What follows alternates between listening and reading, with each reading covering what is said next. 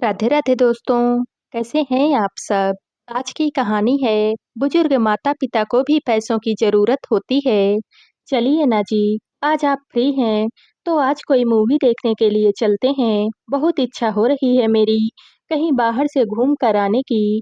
मधु जी ने अपने पति दिवाकर जी से कहा, अरे अब बाल पक गए हैं हमारे, अब साथ में मूवी देखने के लिए जाएंगे ना तो लोग बातें बनाएंगे। और लोगों को तो छोड़ो, जरा धीरे बोलो, घर में अगर बहू ने सुन लिया तो उल्टा दो बातें सुनाएगी। दिवाकर जी ने कहा, अरे पर बहू कहाँ है घर में, मेरा बहुत मन कर रहा है आज मूवी देखने जाने का, और साथ में ही बाहर डिनर करके भी आएंगे। बहुत दिन हो गए हैं हम कहीं भी नहीं गए हैं।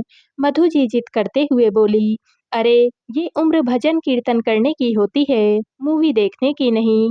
बच्चों को अगर पता चला तो वो लोग हंसेंगे हम पर। दिवाकर जी समझाते हुए बोले, अरे क्यों हंसेंगे, वो भी तो जाते हैं अपने परिवार के साथ मूवी देखने और बाहर डिनर करने, फिर भला हम क्यों नहीं। बूढ़े हुए तो क्या हुआ, खुश होने का हक तो हमें भी है। पिछले 4 महीने से हम लोग घर में ही हैं, कहीं भी नहीं गए। ये लोग तो जाकर खुद ही घूम आते हैं और हमें साथ में भी लेकर नहीं जाते। मधु जी जिद करते हुए बोली, अरे तुम भी क्या बच्चों की तरह से जिद लेकर बैठ गई। आज मैं कुछ भी सुनने वाली नहीं हूँ। खुश रहने का और घूमने फिरने का भला उम्र से क्या ही मतलब है। चलिए ना आप मेरी इतनी सी इच्छा पूरी नहीं कर सकते हैं।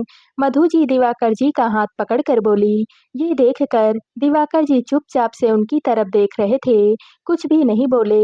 मधु जी ने पहली बार इतनी जिद की थी, इसलिए कैसे बताएं अपनी धर्मपत्नी को कि उनके पास तो इतने पैसे भी नहीं हैं।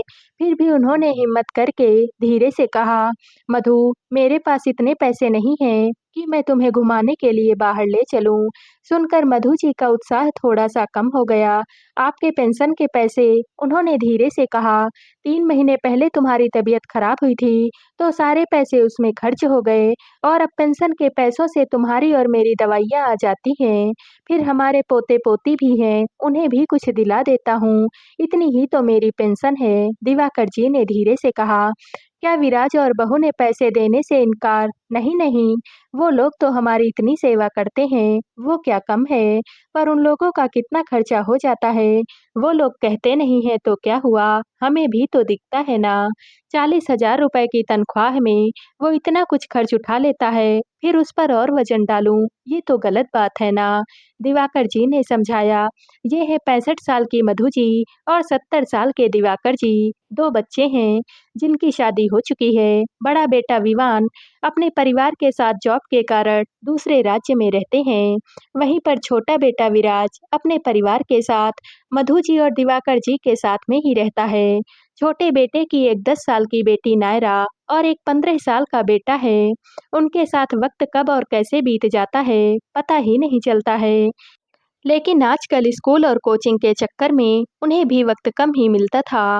पिछले 10 दिन से तो वे भी अपनी माँ के साथ नानी के घर गए हुए थे, और आज मधु जी दिवाकर जी के सामने ये जिद लेकर के बैठ गई।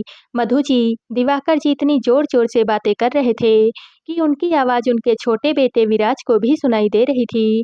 वो अपने कमरे से बाहर आया और दिवाकर जी से बोला, पापा आप मम्मी की इतनी सी इच्छा पूरी नहीं कर सकते हैं। कौन सा इसमें 8 से 10 हजार रुपए लग जाएंगे। अरे तुम भी अपनी मम्मी की ही भाषा बोले जा रहे हो, कम से कम हमारी उम्र का तो देखो। तो क्या हो गया, अगर मम्मी घूमने के लिए जाना चाहती हैं, मूवी देखना चाहती हैं, बाहर डिनर करना चाहती हैं, तो इसमें गलत ही क्या है। क्यों पैसों का बहाना बना रहे हो, बात पैसों की नहीं है। बस मुझे नहीं जाना है, तुम लोगों को जाना है तो तुम लोग चले जाओ, मैं अपनी जगह सही नहीं करवाऊंगा। ऐसा कहकर दिवाकर जी वहां से उठकर अंदर चले गए। मधु जी उदास होकर चुपचाप बैठ गई। विराज भी समझ गया कि पापा पैसे की बात भी नहीं करना चाहते हैं। जिस पिता ने हमेशा कोई कमी ना रखी हो, आज उसके पास पैसे की कमी है। शायद वो बोलने में झिझक रहे हैं। तभी विराज बोला, माँ आप जल्दी से तैयार हो जाओ, चलो आज हम दोनों मूवी देखने चलेंगे, जैसे बचपन में जाया करते थे। अरे नहीं नहीं बेटा, तुम्हारे पापा तो जाना नहीं चाहते, सही तो कह रहे हैं। इस उम्र में मूवी और बाहर घूमना-फिरना कहाँ अच्छा लगता है। जिसे नहीं जाना वो ना जाए, हम तो जाएँगे। खुश होने के लिए आप क्यों किसी का इंतज़ार करो, आप तो बस तैयार हो जाओ, अब आपका बेटा कमाता है। अरे इतना तो खर्च कर ही सकता है। बस आज आप अपने बेटे के साथ मूवी देखने जाएँगी और फिर हम दोनों बाहर ही डिनर करके आएँगे। विराज ने इतनी जोर से कहा, जैसे वो दिवाकर जी को सुनाना चाह रहा था।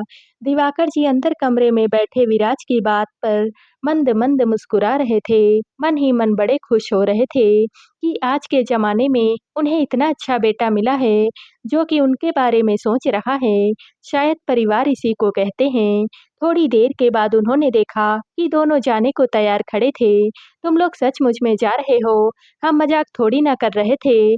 फिर मैं घर में ही क्या करूँगा? मैं भी जाऊँगा। जैसी आपकी मर्ज़ी। आखिर दिवाकर जी भी जाने को तैयार हो गए। ये देखकर विराज और मधु जी एक दूसरे को देखकर मुस्कुरा दिए। थोड़ी ही देर में वो लोग रवाना हो गए। सबसे पहले तो वो लोग मूवी देखने के लिए गए। इंटरवल में जब विराज बाहर से पॉपकॉर्न लेने के लिए चला गया, तो दिवाकर जी भी उसके साथ-साथ बाहर आ गए। बेटा क्यों फालतू खर्चे कर रहा है? अभी फिर डिनर करने तो चलेंगे ना? दिवाकर जी ने कहा, पापा कहाँ इतने खर्च कर रहा हूँ, आप भी ना पापा। इस बहाने कम से कम हम कितने सालों के बाद एक साथ घूमने के लिए निकले हैं, विराज ने कहा। थोड़ी देर तक दिवाकर जी से यूं ही देखते रहे, फिर धीरे से बोले, बेटा तुमने हमारी बातें सुन ली थी ना? सुनकर विराज बोला, हाँ पापा सुन ली थी, पर आपने कभी कहा ही नहीं, शायद गलती मेरी ही है। मैंने कभी भी आपसे पूछा ही नहीं कि आपको पैसों की ज़रूरत है क्या? मुझे लगा कि पेंशन के पैसों से आपका काम चल रहा है, इसीलिए शायद मैं आपको अनदेखा कर गया। अरे नहीं, नहीं बेटा, इसमें तेरी कोई भी गलती नहीं है।